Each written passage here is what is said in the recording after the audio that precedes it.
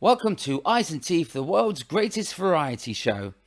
Apologies for the delay in posting the next edition. I've been on the road with my theatre tour Ventriloquist, a life in the day of Arthur Lager, and I enjoyed presenting a few Ventriloquist talks to the Blackpool Magic Club and Manchester Magic Circle, which was so much fun. Ventriloquist is also the title of my upcoming book, which has taken me 25 years to put together. Anyway, it was also my 48th birthday, and I tied that up with visiting friends and eating cake with Nina, Lola and Larissa.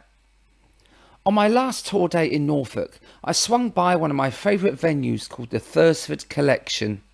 In the spring to summer, it showcases fairground attractions and steam engines of the highest calibre, but in October, it's turned into a rehearsal space for the Thursford's Christmas Spectacular, which has attracted over 5.8 million visitors to date and is the largest Christmas show in the country. I have had the pleasure of hosting this show in 2008, 2009, 2010 and 2019, and it boasts on its website a cast of 120 professional singers, dancers and musicians, most of whom are straight out of the West End. I once didn't even know that Thursford existed. It was my dear friend Angela Hughes in Eastbourne who told me all about it. She'd been coming for years, and she said, "Steve, you could host this show, or you could just appear in it." And it was Angela that put me in touch. And in 2008, I got the job. Thanks, Angela. The 3-hour performance delivers an extravaganza of non-stop singing, dancing, music, humour and variety. It's a fast-moving celebration of the festive season featuring an eclectic mix of both seasonal and year-round favourites, with famous and much-loved chart toppers being performed alongside traditional carols. The website also notes that the finale of the show includes a flyover of white doves across the auditorium. So don't look up with your mouths open. Lucky it's not based in Eastbourne, otherwise there'll be a flyover of seagulls and you wouldn't want them swooping down and grab your sausage rolls. It's almost difficult to explain the feeling of being at Thursford as a punter and as a performer. You have to see it to believe it. And although it sells out or nearly sells out annually, still so many people know nothing about it. You can't say that of people in the industry. Andrew Lloyd Webber knows about it, and it's all down to one man and his incredible team of creatives. John Cushing is the show's producer, its brainchild, from choir to spectacular. John joins me to discuss the process of getting a show like this to the stage, as well as going behind the scenes in his office where a carpet covered in CDs is turned into one of the greatest shows to ever grace the stage in the UK. Welcome to Thursford. Welcome to Eyes and Teeth, John Cushing.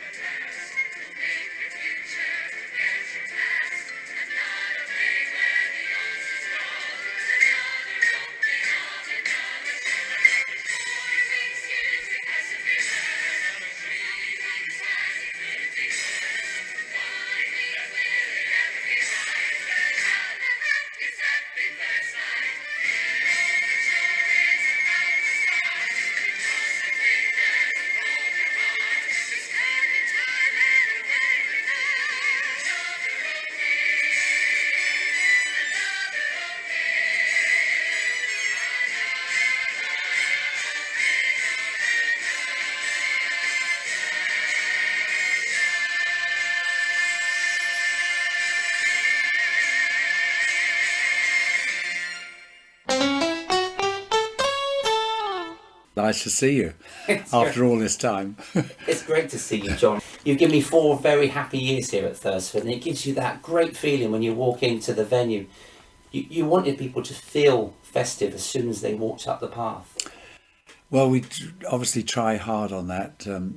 We've extended our lights outside, right to the car park now, and of course we've introduced a lighting venue into the grounds. But more than that, I think we try and take the experience forward every year, whether it's lighting or the show or just, for instance, this year was upgrading all our coffee machines because we realised we're not really producing really good coffee. And it seems to be a very special thing now in people's their Everyday life, isn't everyday it? life. You know, coffee has to be good. But I was amazed. Coffee machines are 18,000 each. I couldn't believe it. 18,000. What's in that machine for 18,000? You know, I think you make it back quite quickly, because coffee is such a yeah, big thing these and we're days. putting our price up. But it's, but I mean, we are a show. So if people do might complain at our food or something, we're not a restaurant. We're a show, and the food has had it on. You know, but it's the total experience here. And I've always said that some years, you know, I get letters how clean our toilets are. They don't mention anything else, but they've gone away with our clean toilets sort of printed in their brains and their mind. But it doesn't matter as long as they go away and something stands out. It doesn't matter. It could be our lovely staff showing the seats. It could be went into a dizzy spell or something, and the St John's rescued them and looked after them. Is there anything, or it could hopefully be something outstanding in the show, like you. Of course. Previous You've got to years. mention our lager, but it's every aspect of walking into the venue, and you have got that. Everyone will be looked after, but made to feel very special from the moment they walk in until the moment they walk out. And I love listening to people walk out of this venue, yes. because when I first come to watch the show 2007, before I got the job, I was blown away. It was just that special feeling. And when you actually watch a comedian on the stage here, which we'll talk about, the wave of laughter that you get from 1,400 seats is incredible. You don't get that feeling in many venues these days. And so that's why I always love coming back, and whether it's to play it or to watch. But I wanted to just go back quite a bit further, actually, and talk about your father, George Right, Cushing. yes, yeah. Then, what did he envisage when he opened the Thursford Collection? Well, really, it was his hobby. I mean, he was sort of born in 1903, I think, something like that. And of course, village life then, in this village, he lived here all his life, was completely different to what it is now. I mean, there was no radio, there was no water in the village, there's no sewage, you know, all these houses were self-contained. And he, as a boy, he sort of fell in love with steam. Then he always said that he saw the transition from the horse to steam. Not quite, it was probably a little late, because when he was a boy in just 1902, I think, or 3, most of the farms were farmed by horses. And the steam engine came along to thrash predominantly, and then the roads were all built and rolled by a steam engine, which he, of course, drove eventually. He drove one at 18. He drove the Walsingham Rural District Council steamroller down the road.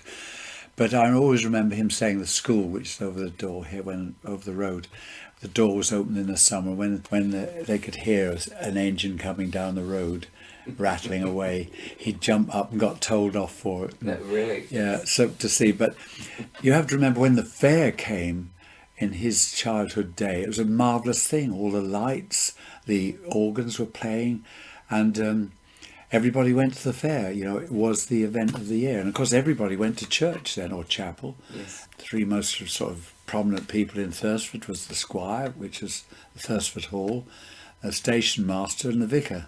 And he was in the choir, I think, at Thursford Church. There's a picture of him in the choir. But there were 2 services a day on a Sunday. Was there? And there'd be grass grow down the middle of this road. You know, it was so, there wouldn't have been anything except a horse and cart. And you were rich if you had a pony and trap. And there were about 2 or 3 people in Thursford. Usually the farmers had a pony and trap, but otherwise they walked everywhere. He would, on Sunday school outing on August Bank holiday, they would have a horse with a 4-wheel cart, and they'd all sit on benches in the cart and go to Wells. And that was his only outing for the whole year, 9 miles away. It was the only time he saw the sea. But things were completely different now. I mean, we had a nanny a few years ago.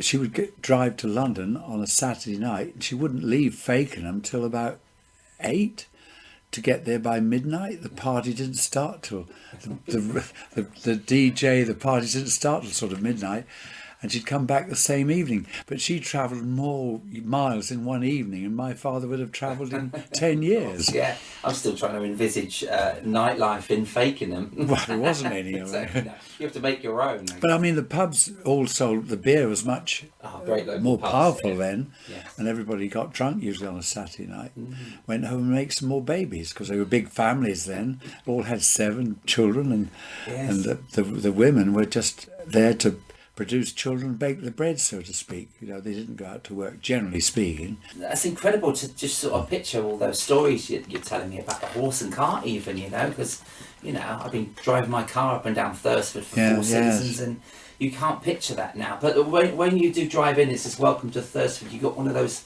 wonderful plaques that has that vision on it.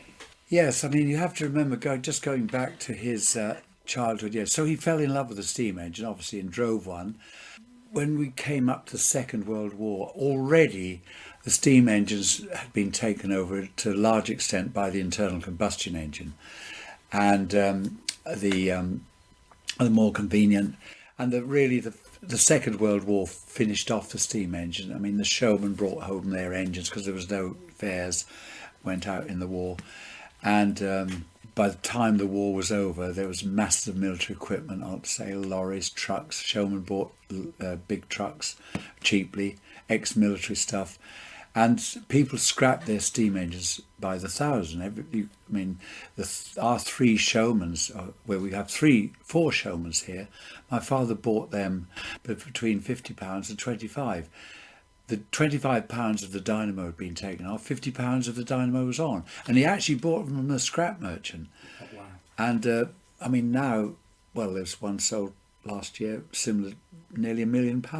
But I mean, he didn't buy them because investment. He just bought them because he thought, well, when I was a child, they were magnificent things. I can't believe they're going to be cut up. And had he not have bought them, they would have now been razor blades in a landfill site. Oh, wow, it's amazing to actually see them in your venue now. Yeah. And literally today is opening day of Thursford Collection. Yeah. So you've got visitors in there, there's a whirlets to go, and yes. even now, people should come here in the summer to experience the Thursford Collection and then come back at Christmas. It's a completely different atmosphere. Completely different, yes, yeah. And it's wonderful to see, because more collection comes out, doesn't it, in the summertime. You don't see it all at Christmas. No, you don't see quite so much. Most of it you can. There's only about 4 steam engines we take out in the auditorium, but people can still see them, particularly in Santa's Mountain Journey, where the rest of his business now is, with his steamroller business, and they are all complete. But I wish he'd have lived long enough. I always promised him I would build a building to put the rest of his engines in. But sadly, he passed away before I had enough money to do that. But the steamroller was his business, and they, as I said, the roads were made with steamrollers. You know, rolled in and resurfaced with tarmac, and even in the Second World War, they didn't stop the road building program. Carried on, you know, generally around most areas, but it was curtailed a bit, cut back, but it was still, roads were upgraded because they were all obviously just tracks, you know. Ice and Tea. Was you interested in the fairground attractions that your father actually brought to the venue and the steam engines? Were you, as a young boy? Basically what happened, Steve, is that when they scrapped engines in large quantities, he was considered a freak, because they thought, well, it's like collecting elephants for pets, so just collect a steam engine, you know. But he built up a collection of about nearly 50 engines. We've got 40 at the moment because we sold some duplicates. Then he started to buy fairground organs, because again they were all going for scrap, and again it was memory of his childhood, going to Walsingham Fair and hearing that wonderful sound of a fairground organ. And he had the Wurlitzer offered to him. So he sort of, this collection evolved in the 50s and 60s, and it became a hobby, really, more of a hobby, and people wanted to come in and see it, and he opened the doors every Sunday, played religiously organs at 4 o'clock. They had to wait, people did, because there was a chapel service opposite side of the road, And it was a tin just shook in front of people. Was it? In front of the door. The first and coins. during that time, he still gave 15,000 to cancer research, some to St John's and some to the church. So he did give a lot of money away, but he didn't. I mean, there were no lavatories here or anything like that. And if people complained, he said, "Well, I don't charge you anything." And it was sort of a bucket and a chuck it in one of the cow houses. Yeah, the toilet's a lot nicer now. You get letters about them. Yeah, we do sometimes, yeah, quite often. But you can judge a place by its toilets, you know. Yes. Don't go to a restaurant where the toilets are filled, because the kitchens will be the same. Oh, I see. So go to the toilet first. Yeah, then judge a restaurant. But anyhow, people knew he was a collector, so he got phone calls. Do you want one of my engines? Do you want the... Oh, I've come across... There's one particular person called Dr. Green, who was... he was a pathologist, and he had a very wealthy wife, apparently, who had owned one of the islands near Scotland. And he was keen on fairground organs, and he knew that Father, or got to know that Father wanted one. And he rang him one day and said he introduced himself, and he said, I understand you're interested in fairground organs. He said, I know where there's a really good one. He said, it's a merengue. It's in the Barries of Belfast. It's in Northern Ireland. And he persuaded my father to, I think he even bought him the ticket to fly over there to see it. And it was the one that, you can't mistake it. It's got a naked girl riding in a chariot, which is solid carved wood. It's built in Paris, 1904, I think. But a proscenium, a stunning proscenium, you know, you'll know it's the white one down the end. Yes. Called a merengue. And I think he paid £3,000 for that, with 58, which is quite a lot of money. And it was then he got his first publicity, because the Daily Mirror got hold of the story, and I suspect it was on page 3, bearing in mind it had this naked girl riding the chariot, and the headline was, farmer installs mammoth organ in his bedroom. That sounds wrong. And of course, that false news, but that did draw the people in here. Yes, it works. And it worked. So the people started to come in. I mean, I wasn't particularly interested, because I was in the laundry business then, which is another part of the family business. I was in the commercial laundry business for 46 years. But in 1977, he decided to turn the place into a trust, because of really, he didn't want it to be split up. And there's 2 other brothers, and he thought, well, he knew there'd be conflict in the party. I mean, halves are bad enough, but thirds are even worse. Yes. And because the values of everything was valued differently. And he wanted to leave a legacy, and he turned it into trust, and he asked me to run it. And that's when I took over. And we advertised it, and we got 60,000 people that year, 30p each. And first thing I did was build toilets, and extended it, made it good, made it more commercial. Put a shop in and records and things. Tidied it up, because it was straw bales in one of the buildings. What was that? But it was successful, and then the next year it was sort of 80,000. By the 3rd or 4th year, we had 100,000 people a year to the museum. But you remember at that time, in 1977, 78, 79, there was no Ryanair, there was no EasyJet. I mean, there were no airports then, and there was no other tourist attractions in this area particularly. So we were one of the only ones, and people came here in their thousands. But even then, the first year, when we got to winter, the tourists declined, and less people came. And I have always been interested and loved Christmas music, and I decided to do a Christmas carol concert. I was fortunate in engaging the King's College Choral Scholars at Cambridge. I had a friend in King's College who knew me, and I rang him. He said, "I'll get you the King's College." He said, so I had to pay them quite a lot of money, but that was quite a scoop for Norfolk in 77, 78. And we had, I think that day, about 500 people turn up. Yeah. And then it went from that year, then it went to 2 shows the next year. Then I introduced another school choir. The first organist I had was Hubert Selby. You probably can't remember him. He was an Australian. Oh, okay. And I allowed him to play what he liked, really, as long as it was Christmas. So there was quite a lot of freedom. But anyhow, they increased. We had amateur choirs for 5, 6, 7 years until it got to, it was, first of all, it was Sunday afternoon. Then it was the next Sunday afternoon. And then it was the next one. So all of December, Sunday afternoon. Then we had to do 2 shows on Sundays. Right. And then we had to do shows on, because of the demand, it was Saturdays and Sundays. Yes. And how many were in the choir? Well, they were different. There was a school choir. There was a girls' choir from Norwich, Notre Dame. There was a Wyndham Boys' choir. And so we had 2 school choirs, plus we always had a Cambridge choir made up of Cambridge scholars, really, choral scholars.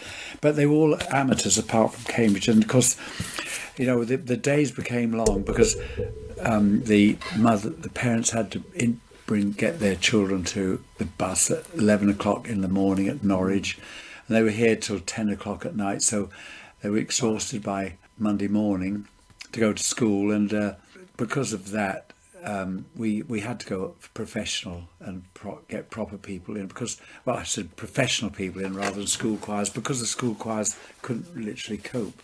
I mean, when I offered them £200 a day, they thought all their Christmas had come at once, but then when they had to be delivered to the coach at 11 o'clock in the morning, and one of the people in the choir, he worked out he was getting a penny an hour, But anyhow, we went professional, and then we solved all that problem. And then progressively the performances went from, we were seating 500 then, and we had seats for 1,000, and it went up to sort of 1,300 to 1,400. And we went from one show to 5, 10, 25, 30, and it built up organically. I never did advertise. Till now we get coaches from every single county in England, Scotland and Wales, not the Scottish Highlands, because there's no one live there, but we get we get 17, we get a coach from Wales every week, but we get 17 or 18 coaches from Wales. It's a 7-hour trip, and they need a lavatory when they get here. It's all about the toilets. So really, I mean, it's only a shed, really. It never was built as theatre, as you know, but we've made it, I think, unique, and it's just organically, as I said, grown in England. I mean, for instance, all the southern counties, we get about 4,000 or 5,000, Essex, Devon, Cornwall, places like that. I mean, Yorkshire, we get sort of 11,000 people from Yorkshire. Even Northumbria, 3,000 or 4,000, we monitor them all. But I say they actually, if you're coming from Cumbria, you're passing about 20 or 30 theatres, at least. So we've got to get to here. So it's got to be worth it. It's got to be special, hasn't it? And as you know, and it is. It's so special. You were in the show for several years, and to fill it, when I always say we're in the middle of nowhere, we're 9 miles from the sea, and we're in the middle of a field. Ken Dodd came here one year, and I remember walking up the car park with him. He said, "Christ, John," he said, "you're in the middle of a field here." Because normally theatres in towns, you come out and there's 2-lane traffic. Oh, Constantinople. But I think, how do you get people here? Because there are some isolated venues where they're struggling because they can't get people there. But you are in the middle of nowhere. Yes. And Thursford is not nowhere. We know how special it is here. But people do travel because of the result at the end of it. Yes. It's what you've created over the years. Well, I think there's that. And I pick the music I like. It's got to be what I like. The show's based on the music first, and then the act second. And Noel Card said, one of his famous saying, he said, if you're in show business, you do what you like. If everybody else likes it, stay in it. But if they don't, you're in the wrong business. Get out. So I suppose it's the combination of people they've never been let down yet. And we've evolved. It was a carol concert. It was strictly carols. There's word sheet for the second half, and everybody sang carols with the choir. Yeah. We never had comedians. It was just strictly a carol concert with the organ. A little bit. We had a bit of dancing in the first half with the little majorettes when they were amateurs. Okay. But then it's grown. It's organically grown. The stage we've lifted the stage, the lighting, seating, and I've never taken my audience for granted, because we've been prepared to plough money into good quality singers. Well, all professional singers, professional throughout now, and they're all carefully auditioned through the summer. We've got a reputation in the show business world, so we get, I mean, for instance, we had 2,000 singers last year apply for 65 parts, and we had 900 dancers audition for just 30 parts, or 28. But we are known. Yes. And I work in pantomimes and do summer seasons, or just doing one night shows. I mentioned Thursford, and all the dancers know about Thursford. Yes. It's West End production in a field, isn't it? Yeah. Well, nearly every show I go to in London, I mean, I went to the Choir of Man the other week, and one of our ex-cast was in, and he credits Thursford. He was here, met his wife here, as a lot of them do, but I never get any commission for that. Sadly, I ought to, because we had a dancer get married last week to someone she'd met here. Oh, amazing. And That's so nice. so there's always the romances. Well, there's also the breakups as well. Of course, that happens everywhere. But I think we wouldn't have our first daughter if it wasn't for Thursford. No. So thank you. Nina and I are very grateful. Yeah, because she was so excited, wasn't she? Yeah, you get people excited when they get here. It does things to you. It's something in the air. Isn't it? Something in the air, yes. Her legs. Living in the countryside, nothing to do at night. Yeah, the TV doesn't work. But you did start to introduce comedians, and so Keith Loads joined you. Do you remember? Yes, Keith, local Norfolk comedian. Very funny man. And actually, but Keith is like that off stage as well. That is him, isn't it? Yes. You think he's playing a character, but that's him doing jokes.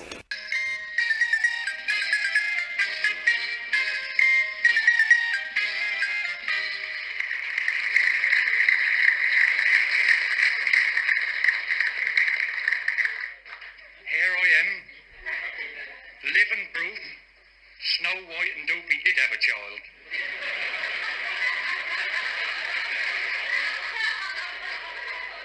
Now, before I start, look, I look round here tonight, and there's a lot of ladies here tonight. Now, I always reckon a woman is like a wheelbarrow. Hard to push, but very easy to upset. Now, I don't want to upset anyone here tonight, but I have got to say that is nice for me to get away tonight without my wife. Well, no, I'll tell you why. We got a saying in Norfolk, booty is skin deep. If that is, she's inside out. Before we met, she sent a photograph away to Lonely Hearts Club. They sent it back. They said, we aren't that lonely. And when we got married, you know, the vicar said, do you take this woman to heaven to hold? I said, I do. He bent down and he lifted up her veil. Now he said, I'm going to ask you once more.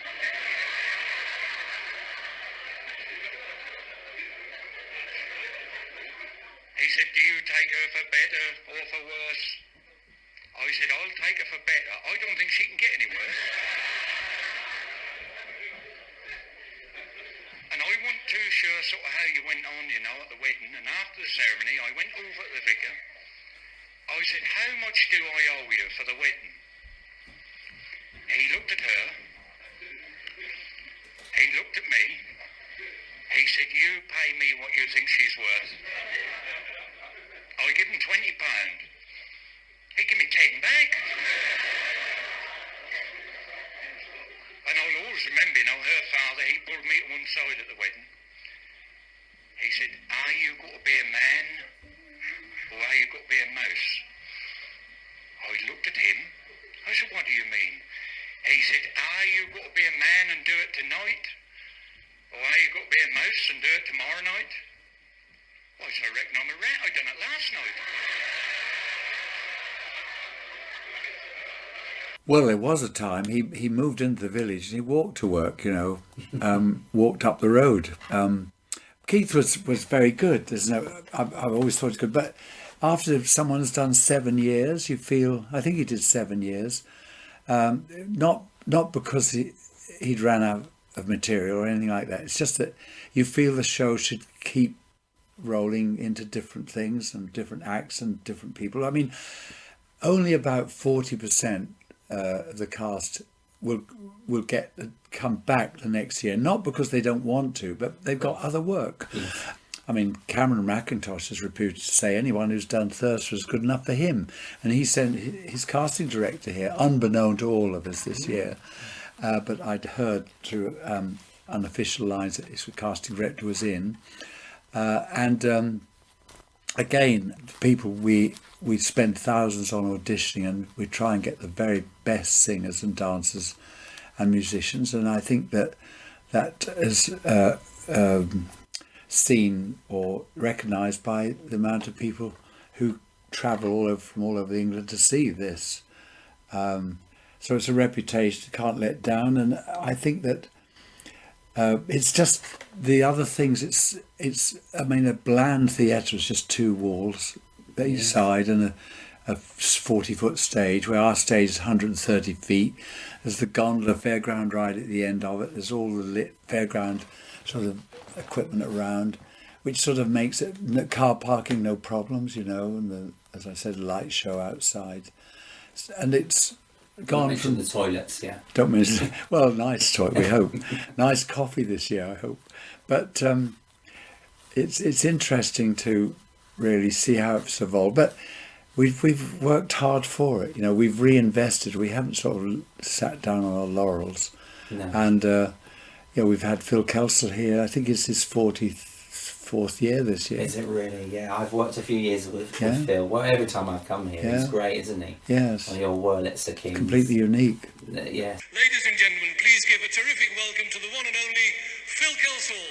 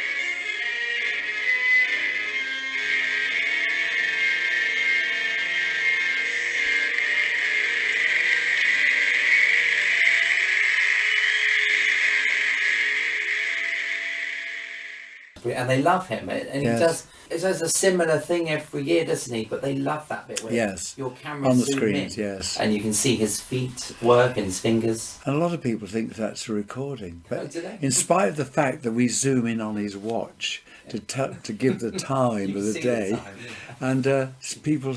I had a letter last year from someone who said she didn't come here to see a video show. Well, you get stupid letters like that.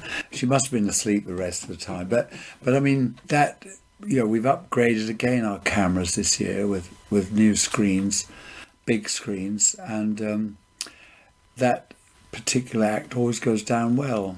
And that's what other people haven't got. See, our orchestra is 31 piece, but because the organ is written into all of it, on the bass particularly and on the treble, the orchestra sounds about 50 or 60 because the organ is in it all the time. Okay, that's amazing. And yet you've got at least 40 to 50 singers as well. Yes, 60, 23 dancers, and a huge team supporting it. I mean, a full-time laundry. When the show is running, we have 7 people in the laundry, get in at 7 o'clock in the morning, because it's not dirt, it's perspiration, and we always make sure the clothes next to the skin are washed every day, which I think, your dress is your armour. There's nothing worse than going on stage with sort of sweaty clothes. Were you in the laundry business? I was in the laundry business for 46 years. That's another thing. I said to someone a few months ago, I said, I was in the laundry business for 46 and I've been in show business for 45.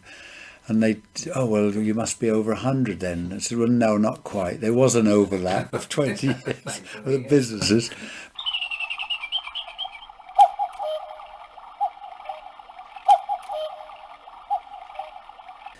We talk about a few of the comedians that you have had hosted. You've had the wonderful Paul Adams. Yes, yeah. Paul's a great comedian, and Paul Eastwood. Yes. Who we sadly lost, but Paul loved this place. Yes, he did. As you yes, know, yes. he did. And he loved the people here.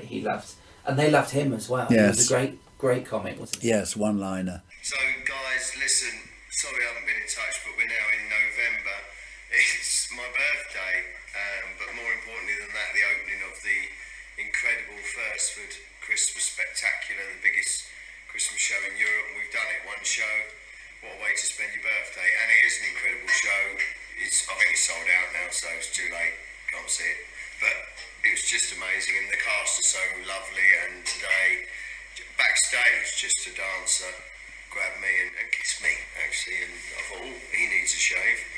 But the whole thing's incredible. But thanks for your birthday wishes, and I will be distant now because we're now 8 weeks of solid shows. But it's just going to be brilliant, and looking forward to it. And I'll speak to you in December and show you some backstage stuff. Lots of love, and I'll speak to you soon. I was having a quiet drink in Spain in a bar, and a man walked behind me like that. I thought, it's not like that. I'm not having. Whoa! He did it again. I said, stop it! He said, this is a tapas bar.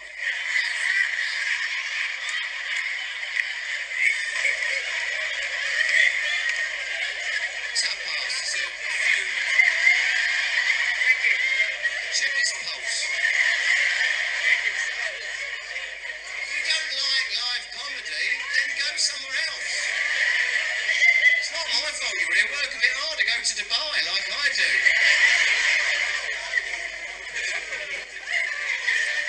Meet some people. I upset a lady. I was on the M5 going up to the Midlands, and I stopped at one of those little thief restaurants, and the waitress came over. She said, sorry about the wait. I said, that's all right, you'll lose it.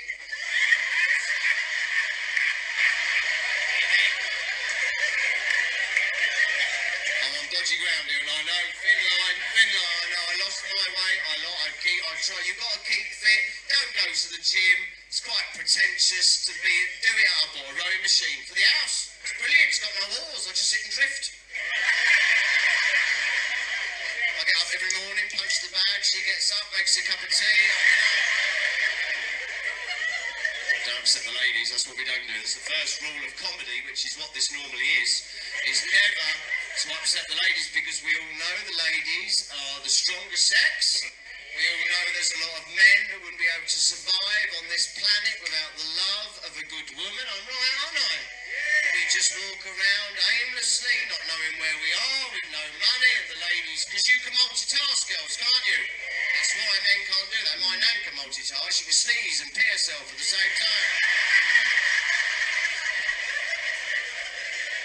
I think I've touched a nerve there with some of you.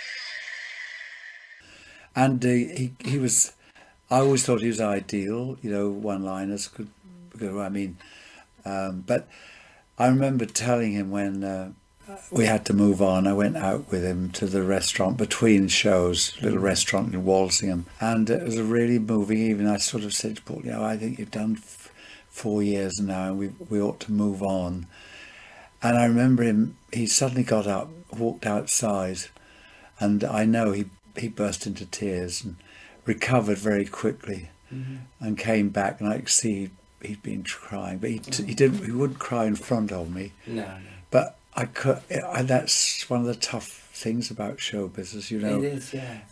It's you're sort of as good as your last act, and he had done very, very well, and I would have given it a gap and he'd come back, but sadly he had the unfortunate accident, and that was a huge loss because he was unique in his act, very much so, just as you are, and you're still around, you're still coming back. I'm still here. Well, Paul was very difficult to follow, of course, but I did follow in 2019, yes. and we had a wonderful year there. But he was talked about, and still fondly talked about, and thank you for giving him that time, because he did have a wonderful time here. I know that. We spoke about Thursford together.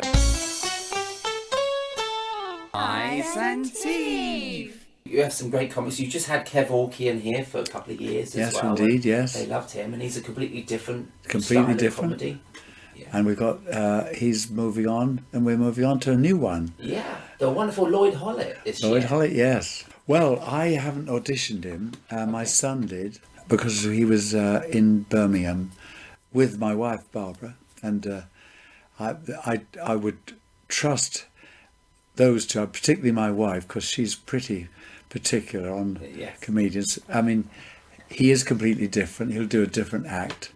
But the main thing is, apparently, he's a very nice chap. And yeah, he is. You're going to love Lloyd. We do need... Absolutely. I always say that to my boys, a man's or woman's destiny is always their character. Their character's so important. And they're like football matches, they always say. They're won and lost in the changing room. And I think a good shows is won and lost in the changing rooms. I think if you've got good vibes at the back, a good, nice lot of people, they perform so much better, rather than any toxicity, which you can easily get with people. Yes. That spoils that. You want to come in and enjoy the day, and in changing rooms, you're sitting within 5 inches of the person next to you. You become family. And you become very family. You get 15 people in a room. You want them all to get on well. It could be tricky otherwise. It can be very tricky, yes. And I shared with Billy George when I was last here, the wheel act. What a wonderful act. Yes, great, it was. Great kid. And you really have gone full variety now. And yes. You go down Moulin Rouge. I took Nina to see Moulin Rouge in Paris. Yes. And we adored that. But you can come here and see similar things. Very similar, yes. And it's interesting because I make a point of going to other places, and we have after Christmas we have, my son arranges a week where we go from one thing to another. We went to London, went to Longleat, because they do an outside lighting show like we do, but I mean much 20 times bigger, fantastic light show, and it was based on Roald Dahl this year. And then we saw the played in pantomime, which we've gone to several years running. Nice. And then we saw the Clique in the West End, in the Leicester Square, auditioned someone there, and then we went to ABBA. We did all those in a week, and obviously ABBA Voyager, in my opinion, it sort of put theatre on a new dimension. If you like that sort of thing, because the effects, but the effects are just stunning. Apart from the hologram, the effects in the theatre, it's a purpose-built theatre, and I think that it made the London theatres, obviously they can't touch them because they're all got works orders on them, but the purpose-built theatre, which I think they spent 200 million on, the seating it's just, the whole atmosphere is stunning. The experience is great, isn't it? And it's sold out, but that's how. So on that basis, we felt our sound system was really out of date. So we're upgrading the sound this year. That's costing a fortune one way and another. And we've been updating our lighting for several years now. We've been changing from filament to LED, which most theatres are doing. I mean, I was in the Opera House the other week. They still haven't finished their upgrades from filament to LEDs, but nor have we. It's just because we never realised we had so many lights. Right. So you can't do it all at once. But you can soon spend 50,000 on lights now, And we've been doing that now for 4 or 5 years. We still haven't finished. We've still got some old scrollers in there, and they eat the energy up. And of course, no one they roll with colours. No one do that anymore. Stick 25 colours together on a roll. You think about the energy costs these days, though. I mean, your bill. We don't want to go there. December last year was 55,000. Wow. For 4 weeks, yes. That's crazy, isn't it? Just to heat the sausage roll. Just to heat the sausage, which are going cold. No, I love them cooked, so it'll still be nice. I am here for the sausage roll, by the way. But you're talking about the holograms and ABBA. Is there a possibility possibility of me being booked for a season, but I can work somewhere else, but you just use my hologram? Well, I So I could. don't have to. But more importantly, I've told yeah. them that when I go, I want my hologram on the stage every night to say good night. Do you know what? That's possible. Now, I worked in Branson, Missouri with the Osmonds. Yes. And Jimmy Osmond worked his magic. Yes. Andy Williams come on and done a duet with him at Did he? singing Moon River. And it was beautiful. So that can happen, John. Well, yes, I think. I'll make sure I speak to I was George. trying to think who else would succeed with a hologram show after ABBA. I think Frank Sinatra's going to. I think I've got a feeling Right. they're doing a Frank Sinatra show. But Amazing. I mean, the Beatles might. But there aren't. I mean, I was looking at ABBA when it was only. I went there just a few weeks ago. I looked around. I mean, half, three-quarters of the audience were never born even when ABBA was at their peak. And if they were only 6 years old. Yeah. But isn't that a wonderful tribute to That is amazing. outstanding two people who composed that music, which sort of resonates to all these young people who, I mean, they were all dressed up. They were all in their ABBA kit. Right. And I thought, goodness me, there was no oldies there. Well, there were, of course. There was the 30%, but most of them were A new generation. were a new generation, and they were all singing. And the interesting thing too, the notices, we want this show to be exciting for new people. We don't want secrets given away. If you are caught recording or photography, you will be asked to leave. And there's a lot of sense in that, because you never, that's why we don't have that sort of, they say, do a video of the show. You never get the same atmosphere, and people might think, well, it's not as good as I thought. I've seen it. I don't want to particularly go. DVD, they wouldn't come, would they? No. Yeah. They could buy my DVD. Do yours? Well, yeah, well they do. Especially if you sell them cheap. I did. It's a good commission out of that. When people walk out of this venue after seeing the Thursford Spectacular, what do you want them to take away with them? What feelings or what memories? Well, I would say show business is escapism, and that 3 hours they're here, you want them to not think. There was a lovely thing that said at the Leicester Square, Le Clique, just before they start. Good now, ladies and gentlemen, just before we start, and they did all the safety notices. Now unfold your arms, leave your troubles at the door, and enjoy the moment. I thought that was lovely, and that's what you want them to do. Enjoy the moment and go away on a high, feeling, happy. I've seen outstanding singers. They've witnessed outstanding music, hopefully, which they've enjoyed, made them feel good. And I think that you never achieve that unless you're brought to tears. I think that crying is as entertaining as laughter, in a sense, in its right sense, because emotionally, I mean, at ABBA, I was emotionally overwhelmed because of the music and how it's presented. And if I come out of a London show and I haven't had any emotion, just a choir of man, for instance, it's just a simple show, but it's emotional, and just it clicks all the time. And the shows will never be shows. I don't think will succeed unless there's an emotional content in there where you come out and you are emotionally euphoric. You're just feeling great, and you feel great, and you get back on the coach. And I get asked to do an 8-minute talk sometimes on the coaches. And I always say, do you enjoy it? Will you be back yet? So they all put their hands up. And they are, so far. I suppose I always say God has given me the gift to do this. Because, as I say, they passed 40, 50 theatres to get here. There must be something special here. But I think people are born with gifts, like Phil Kelsel's born with that gift. He could possibly be taught how to play like that. And I think if you're a comedian, even you've been born with that gift. You haven't been born as an artist, have you? Or you might do a bit of painting, and like artists are born. I mean, David Shepherd there, that picture up there, he's born with that gift to paint a painting like that. You can't be taught that. You can be taught to be better than what you are.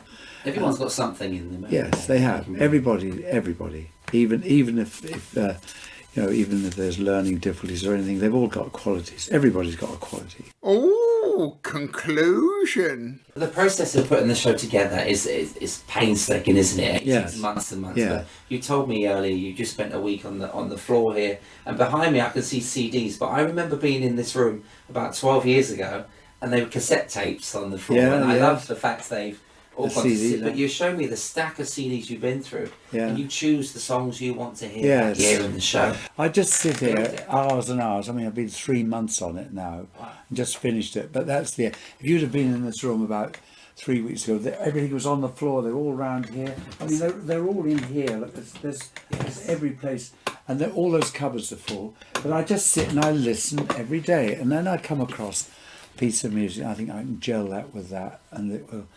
And we are repeating certain things that we did probably 10 or 8 years ago, but in a different format, because there's a limited amount of things that work. For instance, dance sequences which work on our very long, narrow stage. So I have to pick the things which, and I'll give the choreographer sometimes 2 or 3 choices. The only things with that, when I sit in this room as we did last week, my son doesn't agree with one thing and someone else doesn't agree with something. You get 5 or 6 people in the room. It's best that I say this is what it is, and you make the best of it. Because if you give them a choice, then there's someone saying, I don't know about that. And then of course the orchestrator said, well, actually I can't join that key to that piece of music. It'd be difficult. But it's a very, very intense program, and we work in seconds. We because if you gain 10 seconds on one piece, you've got to lose that somewhere else, and that's difficult because the show is 3 hours. We can't have, if we go over that, we've got the next performance coming down the road, and the roads get blocked up. Of course, with the coaches coming in. Yeah. But you say it's a 3-hour show. It doesn't feel like that. It goes quick, but it's filled with so much. Well, yes, 70 Monument. on average between 70 and 80 pieces of music, but there is a half an hour, 25-minute interval. Yes. Whereas a lot of the shows now, as you know, are just 1 hour. I mean, ABBA's only it's 1 hour 25 minutes or something Is it like really? that. Yeah, no interval. I'm doing 2 hours on my own tonight. Well, you'll have an interval. There's an interval, yes. The clever thing is, Steve, is give them free lagers before the show. however good or bad you are, they'll love it because they're half drunk. They'll laugh more. But you'll need an interval. You've never really had to shut down Thursford, have you, until recently? COVID, and yes. We're in awful time at COVID. Was there 1 year that you didn't? Didn't do it at all. Yeah, very sad. And we did a lighting show instead. So we That's right.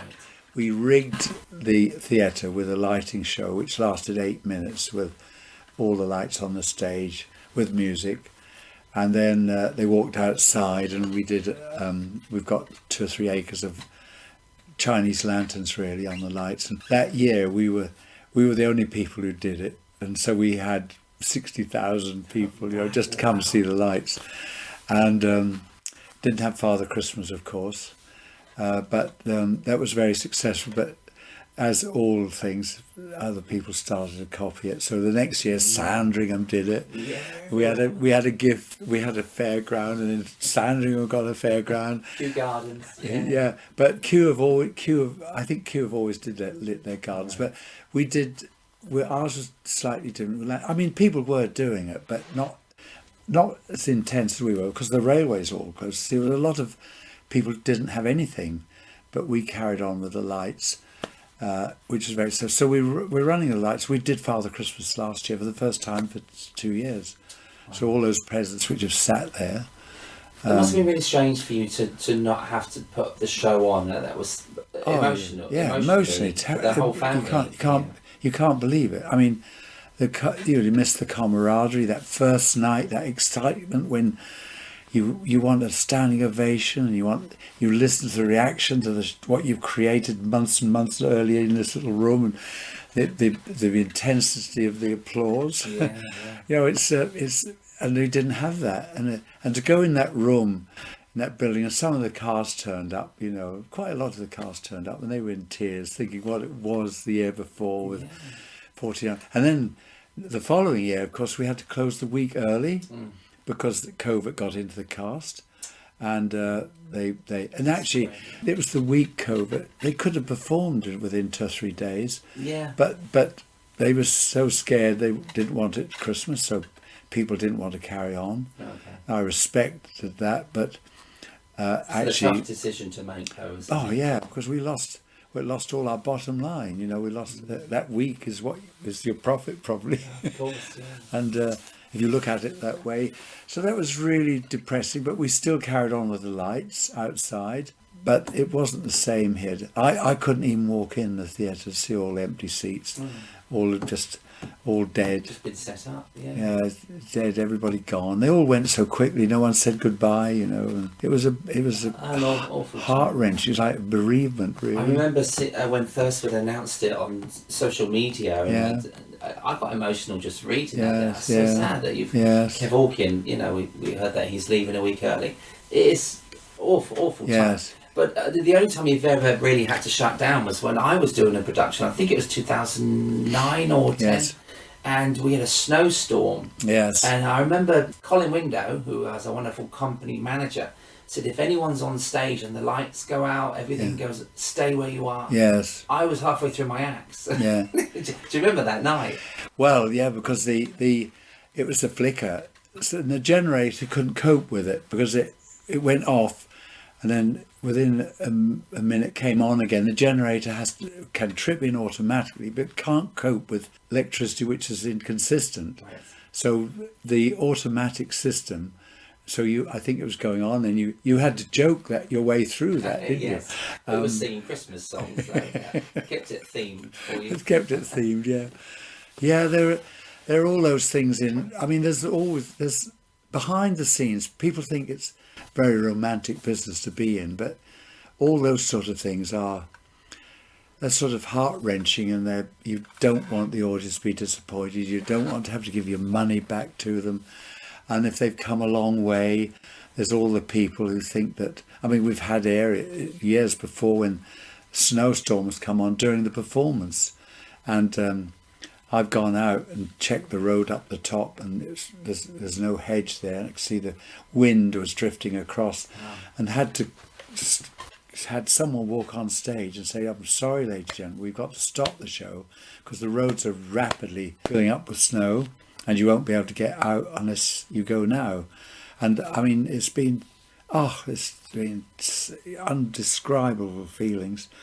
And there was one year when the road, we couldn't get the road open, and we had to eventually divert the coaches in other directions. Then they got in snow drift somewhere else. But I always say, you know, that years ago we had people stay here the whole night. I can't remember what year it was, and they were all panicking. But I had to go up and say, look, we're not on a crashing aeroplane. We're not on a sinking ship. You're not going to die. Not a bad place to be, is it? I said, we'll give you sausage rolls at midnight or mince pies. That's all we could do. We'll keep you warm, and hopefully tomorrow you'll get home.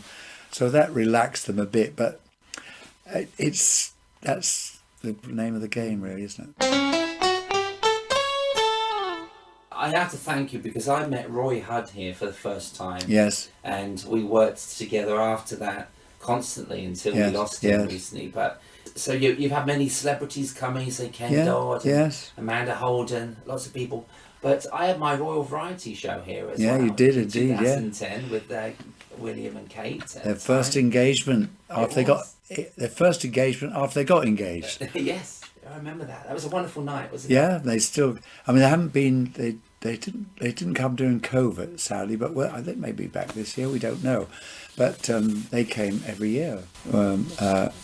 Certainly Catherine came with her children to the SMG Sound Spiritual Journey, and that was a good blow for us because that went all over the world. I had a friend who was in South America, waiting in the departure airport, and it came up on the screen in the departure lounge with Catherine and William here at Thursford. Walking with in you, Norfolk. that's amazing. It was a great night. You gave us the line-up at the end. We all got to meet them. Yes. They were very gracious, weren't they? Yeah. They loved the show. Yes.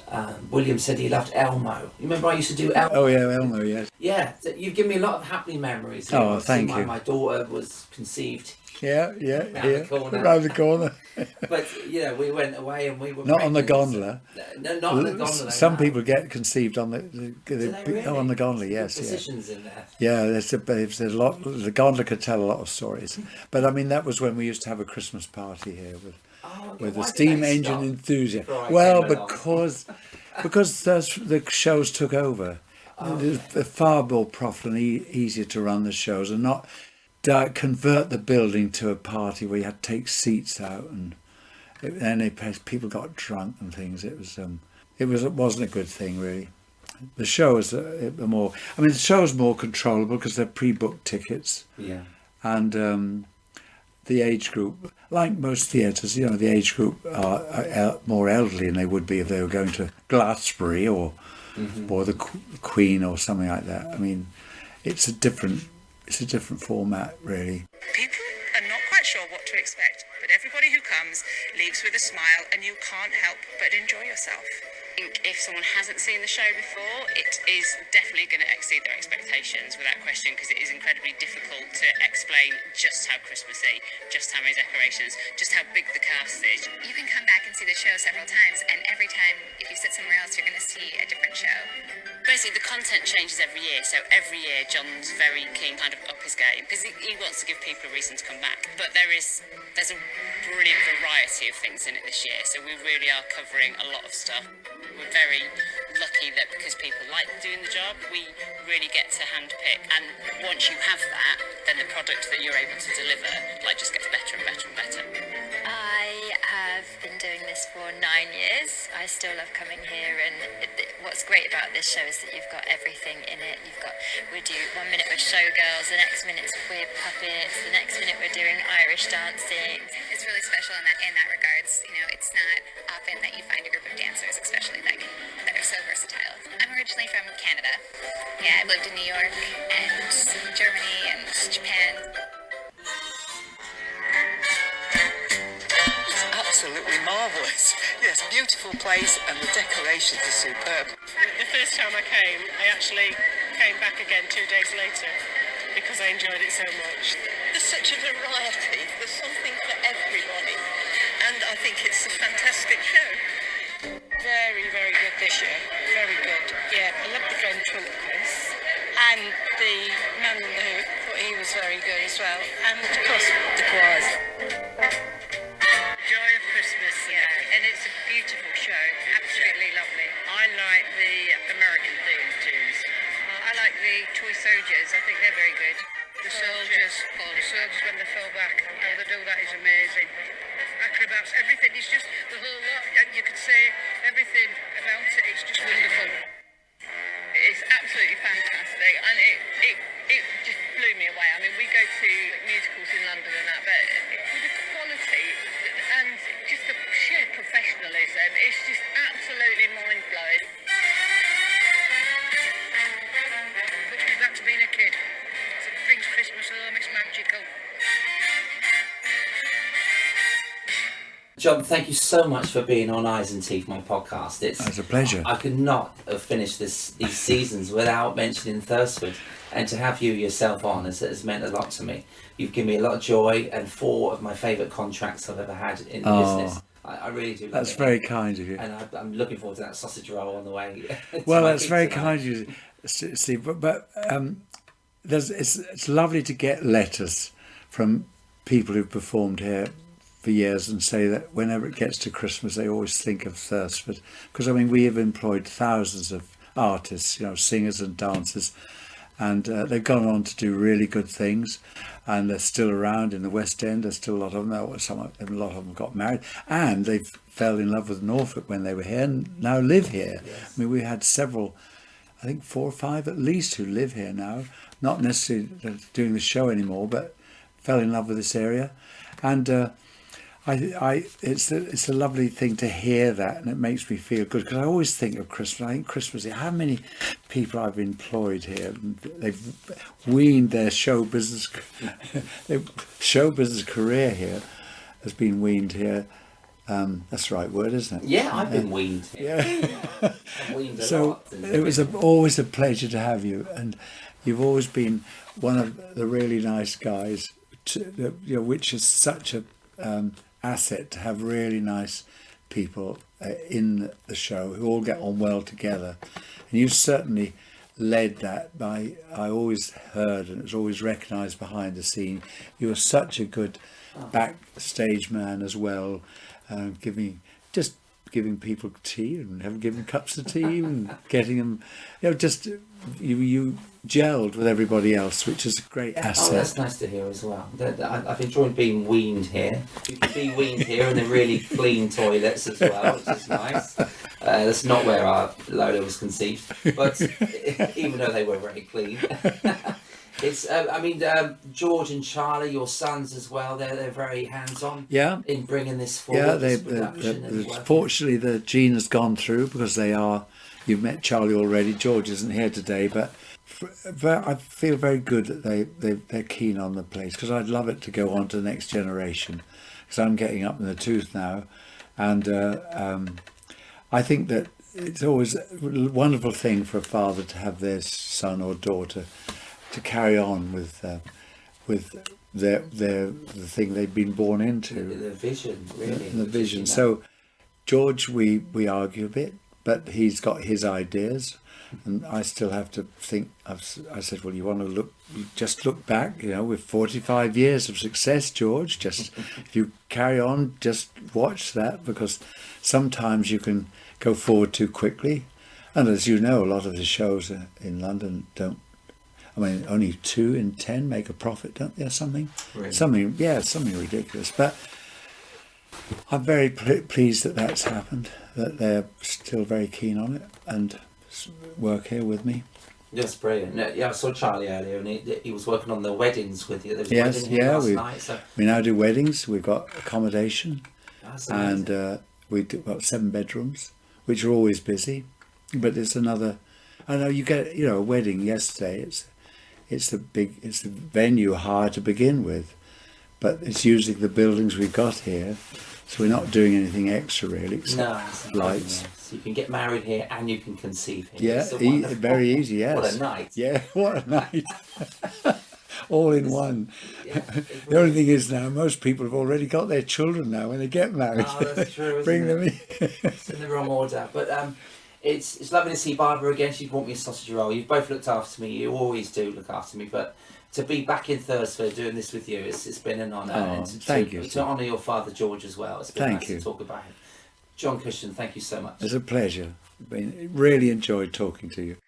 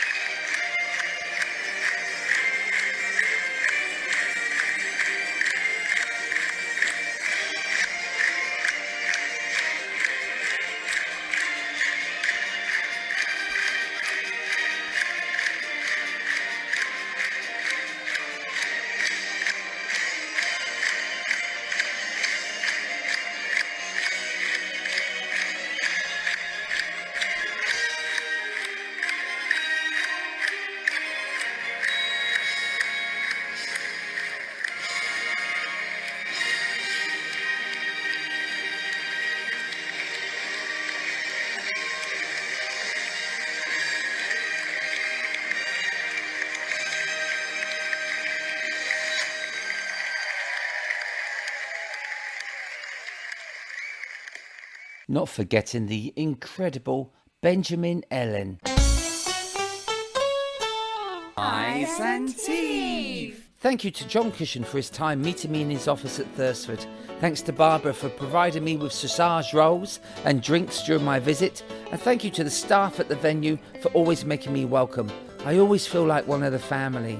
Thank you so much at Thursford to the wonderful Colin Window, Karen Cull, all of the staff, all of the backstage crew, Ian, Kieran, you know who you are, Tracy, Liv, Bradley, Natalie Davis, everyone, choreographers, laundry, costume, the bands, the pipers, the drummers, the singers, the dancers, the variety acts, Billy George, Richard and Hayley Griffin, Andy Leach, Maxie Mann, Emily and Roya, John, Barbara, George and Charlie, George and Betty, and the Doves, and David. There's so many people I could thank, and I'm just thanking everybody at Thursford.